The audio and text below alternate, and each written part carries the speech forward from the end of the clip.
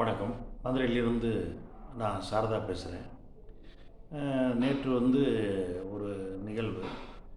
அந்த இந்திய மக்கள் தொகை கணக்கெடுப்பு 2027 சென்சஸ் வீடு விவரப்பட்டியல் படிவம் அப்படின்ட்டு ஒரு ஒரு படிவத்தை எடுத்துகிட்டு ஒரு டீச்சர் அப்படின்னு ஒருத்தவங்க வந்தாங்க, கவர்மெண்ட் டீச்சர் அப்படின்னு.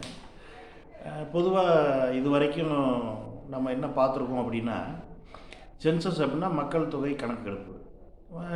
எத்தனை பேர் இருக்கீங்க, என்ன ஏஜ் ஆகுது, அவங்க உறவு வழி, ஒரு குடும்பத்தில் எத்தனை நபர் இருப்பாங்க அப்படின்னு ஒரு ஸ்லிப்பில் எழுதிட்டு அந்த அடிக்கட்டை கார்பன் காப்பியை கீழே இருக்கிற ரோஸோ மஞ்சளோ பச்சையோ அந்த அடிக்கட்டையை நம்மகிட்ட கொடுத்துட்டு போயிடுவாங்க.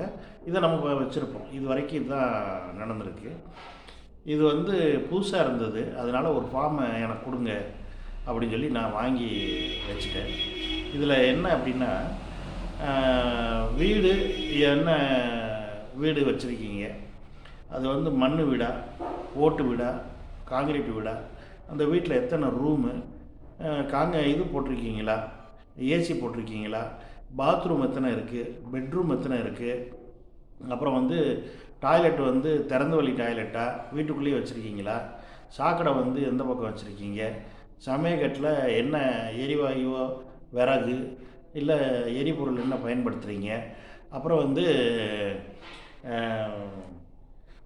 வேறு என்னென்னா வீடுடைய நிலைமை எப்படி இருக்குது, இடிஞ்ச வீடாக இருக்கா, புதுப்பிச்சிருக்கா, புதுசாக கட்டியிருக்கீங்களா, அப்புறம் குடும்பத்தில் எத்தனை நபர்கள் வசிக்கிறாங்க, அவங்க யார் யார், நீங்கள் என்ன ஜாதி, எஸ்சியா எஸ்டியா, மற்ற வகையை சேர்ந்தவரா, அப்புறம் இது சொந்த வீடா, வாடகை வீடா, ஒத்தி வீடா அப்படின்னு, இது ஆர்ஓ வாட்ரு மாட்டியிருக்கீங்களா, இப்படி பல கேள்விகள், கிட்டத்தட்ட ஒரு 32 33 கேள்வி. 33வது கேள்வியெல்லாம் பார்த்திங்கன்னா, நீங்கள் என்ன சாப்பிடுவீங்க, அரிசி, கோதுமை, சோளம், கம்பு, மக்காச்சோளம், மற்ற தானியம். இன்னும் நான் நிறைய டிஷ் வச்சுருக்கீங்களா, கேபிள் டிவி வச்சுருக்கீங்களா, இதெல்லாம் இந்த படிவத்தில் வருது. இவங்க கேட்காத 2 பொதுவாக பணம் சம்பாரித்து அந்த எந்த பீரோவில் வைப்பீங்க, அந்த பீரோ சாவி எங்கே வைப்பீங்க, இந்த 2 கேள்வி மட்டும் அவங்க கேட்கலை.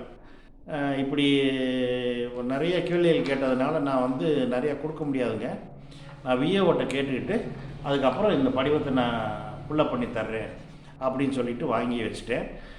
நம்ம அவங்களுடைய ஃபார்முக்காக என்னுடைய செல் நம்பரும் இதுவும் மட்டும் கொடுத்துருக்கேன். இந்த வீட்டு நம்பரு மற்ற விவரங்கள் கொடுக்கல. என்ன ஒன்றுனா, இந்திய மக்கள் தொகை கணக்கு போனால் அந்த சிம்பிள் இல்லை, கவர்மெண்ட் சிம்பிள் இல்லை, கவர்மெண்ட்டில் வேலை பார்க்குறவங்க வேறு சர்வே எடுக்க வர்றாங்களான்னு தெரியல. இது ஒரு வேளை டிவிக்காக வர்றாங்களா, இல்லை டிஷ்ஷுக்காண்டி வர்றாங்களா, ரேடியோ வச்சுருக்கீங்களான்லாம் கேட்குறாங்க. இது எது சம்மந்தப்பட்டதுங்கிறது தான் தெரியல. அதனால் இனிமேல் அரசில் இருக்கிறவங்க, அதிகாரத்தில் இருக்கிறவங்க, அரசை ஆள்பவர்கள் முதல்ல ஒரு விஷயம் செய்ய போகிறேன் அப்படின்னா, ஒரு தொலைக்காட்சியிலையோ இல்லை ஒரு முன் அறிவிப்பாக கொடுத்துட்டிங்கன்னா, இந்த மாதிரி வருவாங்க, இந்த மாதிரி கேள்விகள் கேட்பாங்க, நீங்கள் தாராளமாக தயங்காமல் இதற்கான பதில்களை சொல்லலாம் அப்படின்னு ஒரு தைரியத்தை கொடுத்துட்டிங்கன்னா மக்கள் விழிப்புணர்வோடு இருப்பாங்க.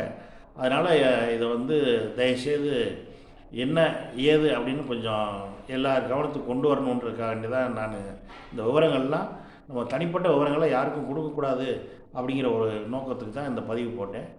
நன்றி, வணக்கம்.